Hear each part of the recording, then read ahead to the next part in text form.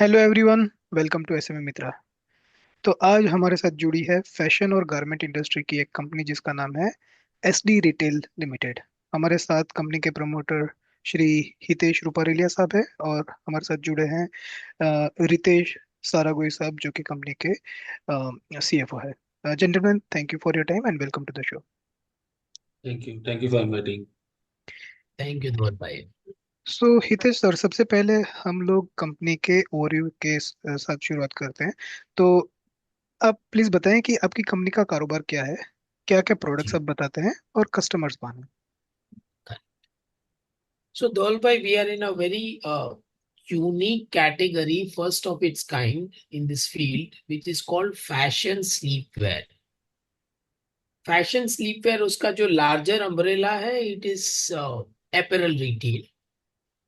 Now, before I talk about my brand, let me speak about the category itself. Right. Sleepwear यानी कि जो हम रात को सोते समय जो कपड़े पहनते हैं उसको स्लीपवेयर डिफाइन किया जाता है।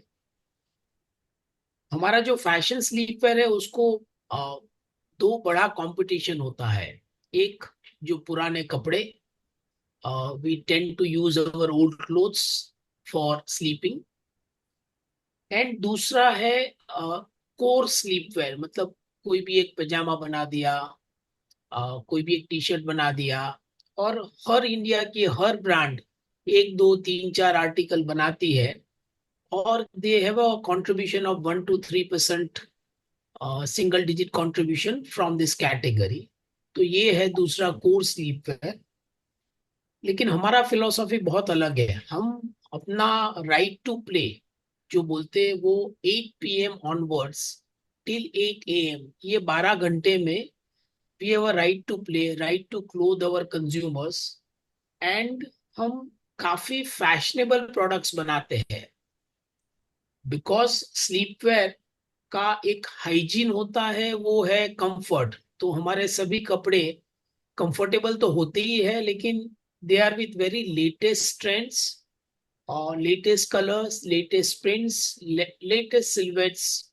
जो हम बॉडी बोलते हैं, जैसे अभी ओवर साइज चल रहा है या बॉक्स फिट चल रहा है, तो जितनी भी फैशन आउटवेयर आउटरवेयर में होती है, वो कहीं ना कहीं पे हम वो फैशन को इनरवेयर में भी लेते हैं। हमारा मानना ये है कि कंज्यूमर का ये जो टाइम शेयर है, जो 50% से ज्यादा वाला टाइम शेयर, उसमें भी लोगों को अपने लिए एंटरटेनमेंट के लिए और अपने इमोशंस को एक्सप्रेस करने के लिए कुछ कपड़े चाहिए। जैसे हम शादी में जाते हैं तो हम वेडिंग वाले कपड़े पहनते हैं, वैसे ये 12 घंटे जो है, रात के जो 12 घंटे, उसमें काफी डिफरेंट डिफरेंट इमोशंस होते हैं।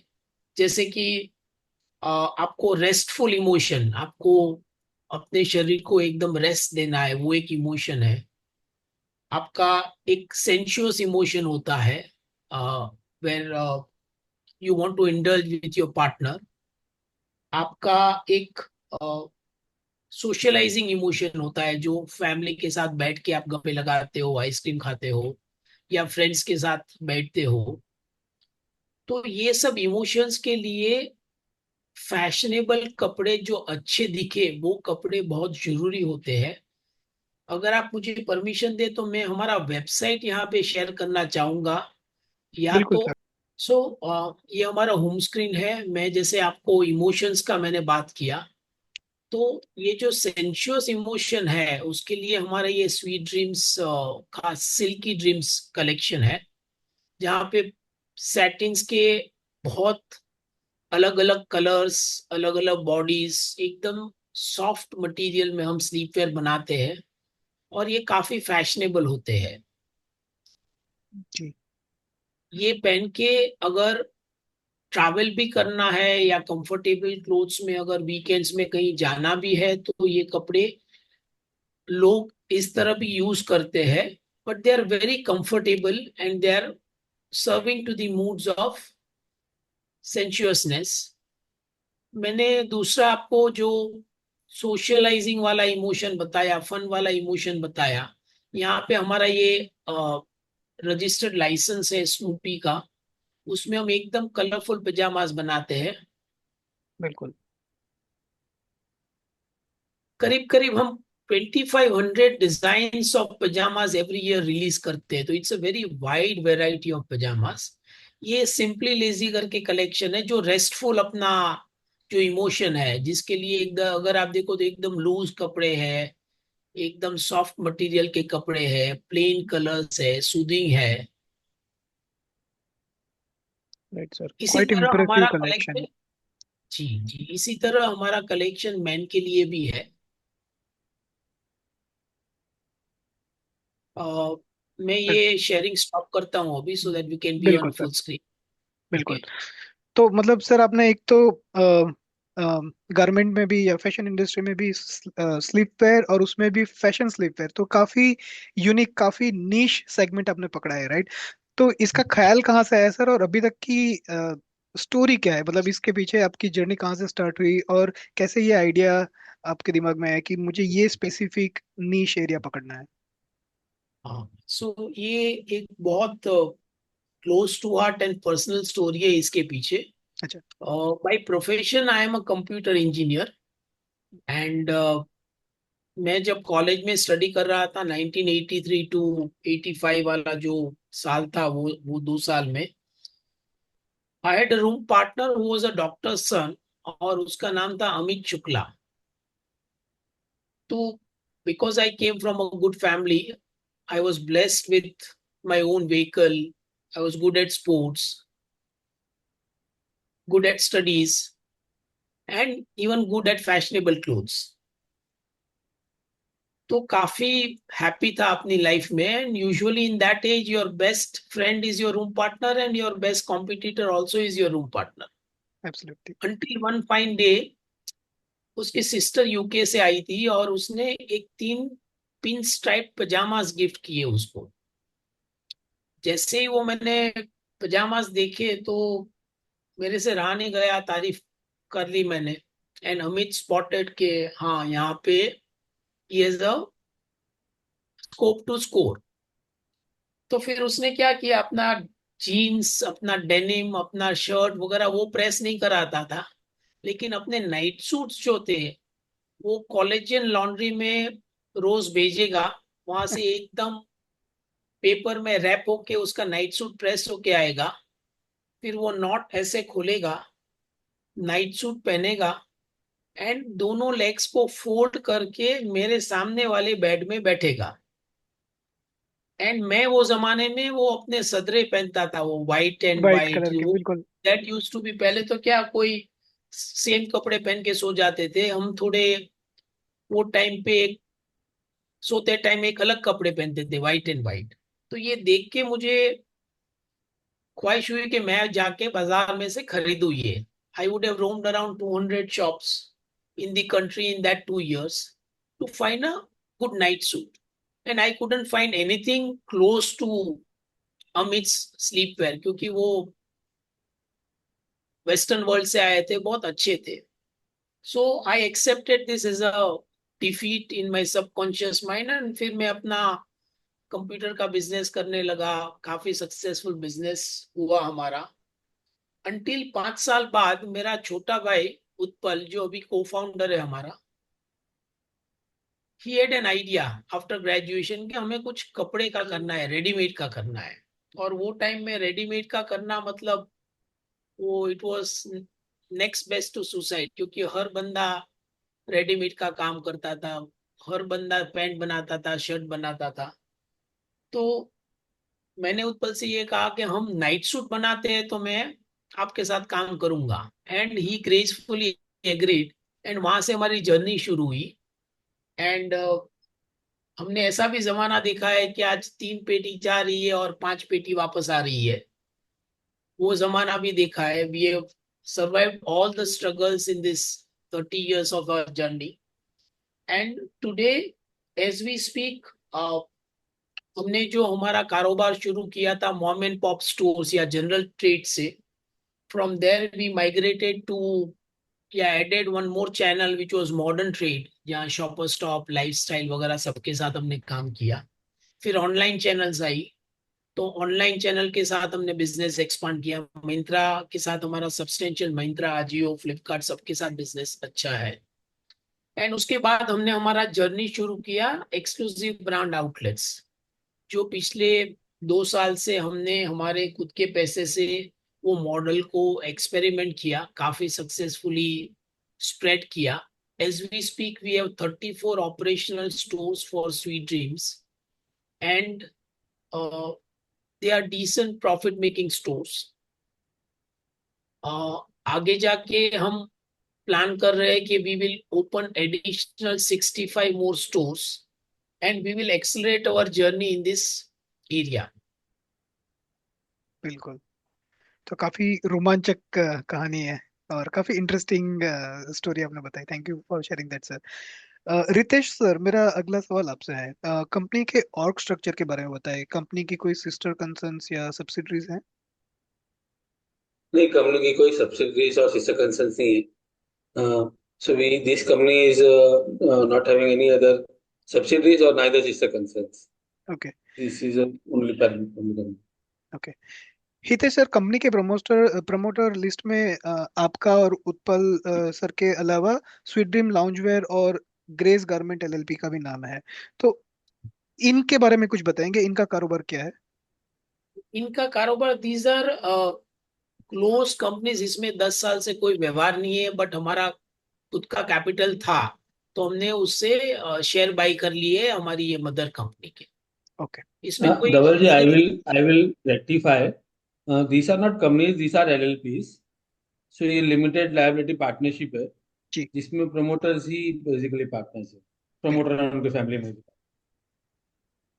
ओके सर, आपके मैं फाइनेंशियल चेक करा था, आपका प्रॉफिट काफी वेरिएशन है। लाइक 2022 में काफी अच्छा प्रॉफिट था, फिर डिप हुआ, फिर अगेन दिस ईयर इंक्रीज। क्या ये साइक्लिकल बिजनेस है या what's the reason for this?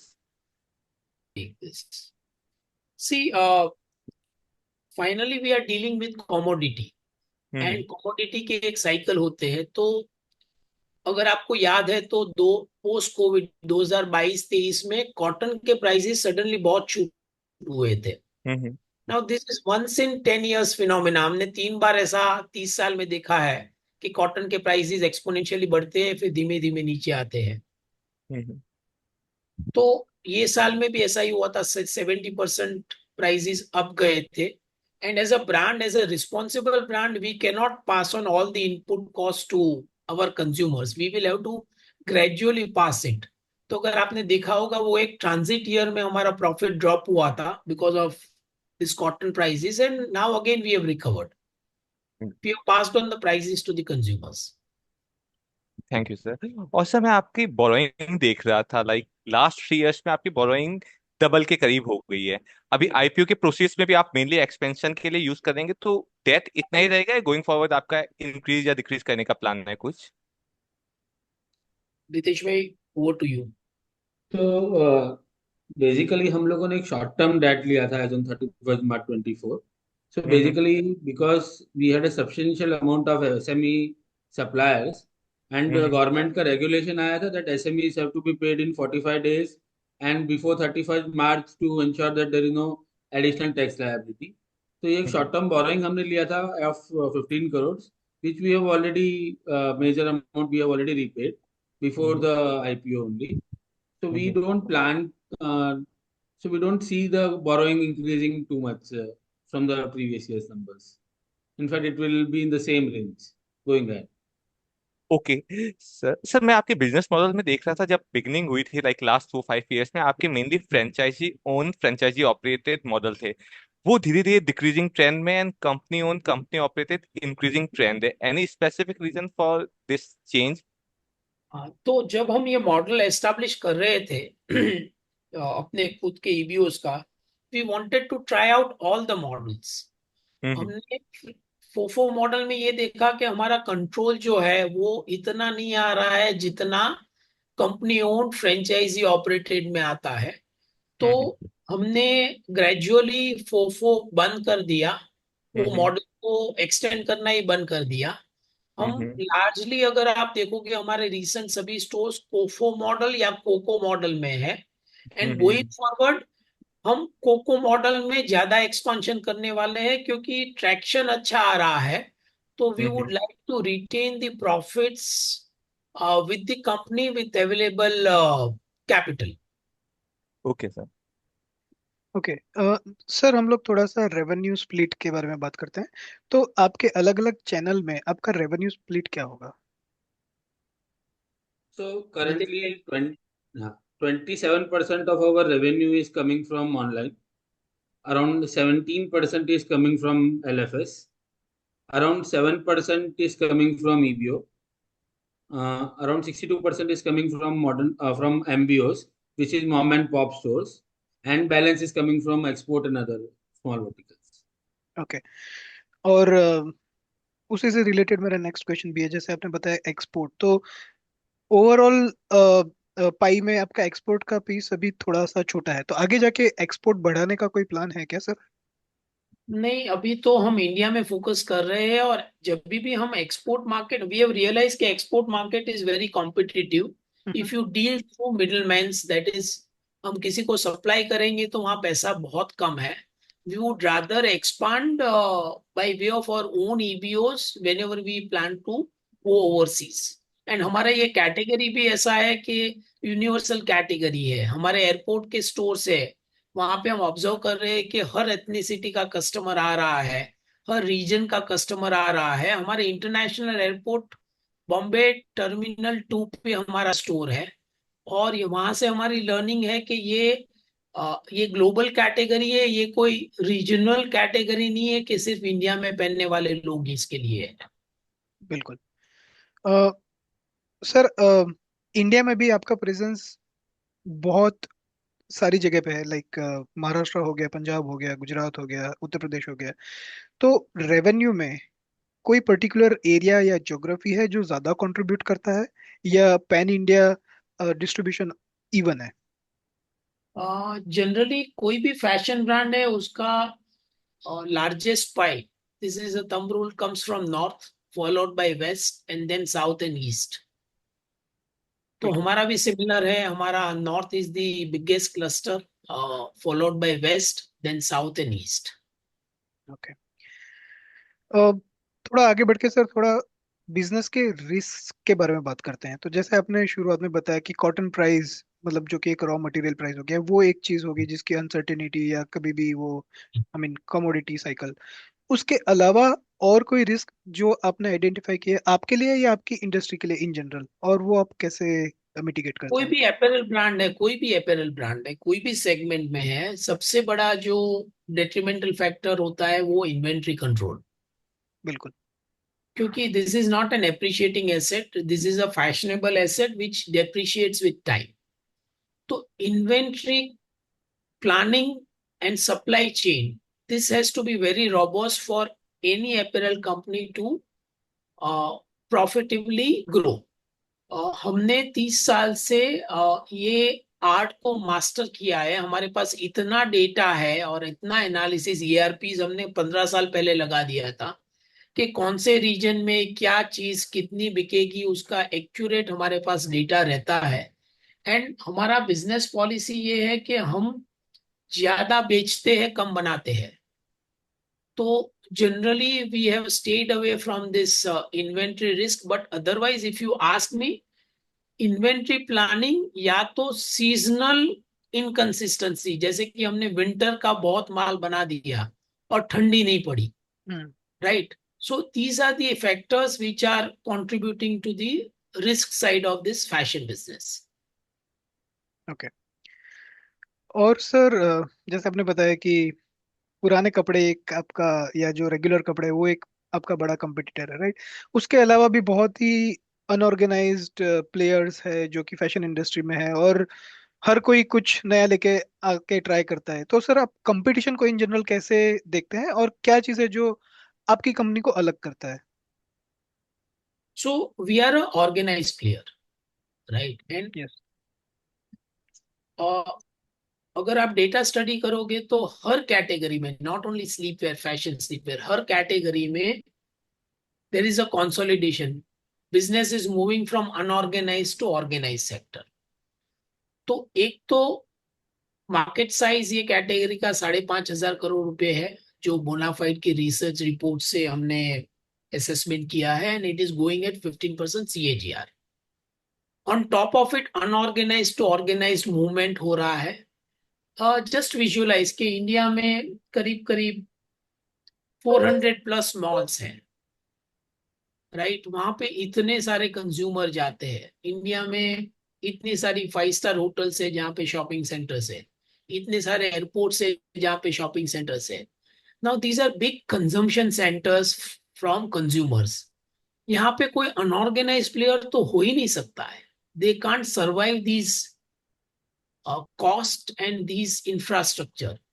तो हमारे लिए अपॉर्चुनिटी इतनी बड़ी है कि हमें वो चिंता नहीं सताती है कि अगर स्ट्रीट पे कुछ सस्ता कहीं मिल गया तो उससे हमारा बिजनेस कैसे इम्पैक्ट होगा। राइट। तब का एक कस्टमर सेगमेंट ही एक अलग है, और वो जी। पूरा है इंडस्ट्री, और वो मतलब एक ग्रोथ फेज में है। Hitesh sir, before we wrap up this interview, ऐसी कोई चीज जो हम लोग मिस कर गए और कुछ आप बताना चाहे व्यूअर्स को?